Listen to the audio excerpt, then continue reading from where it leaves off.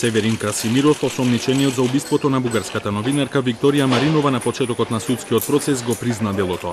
Веднаш по екстрадицијата од Германија, окружниот суд во Русе му одреди притвор во процесот во кој е осомничен за силување и убиство. Во неговиот исказ Красимиров не спомна премногу детали затоа што бил под дејство на алкохол и дрога и постојано повторуваше дека не се сеќава што точно се случило.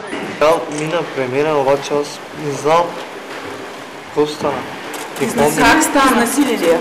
Не знам. Неговиот исказ пред бугарскиот суд не се разликува од тој даден во обвинителството во германскиот град Целе пред една недела. И таму Красимиров тврдеше дека само ја удрил и фрлил во грмушка. Помням като минавам те, или тя ме удари, или аз се удари без да искам. Аз казах, малко отвеждай се нещо, те съм казал. И тя каза, нещо ми каза тя, не помня хубаво.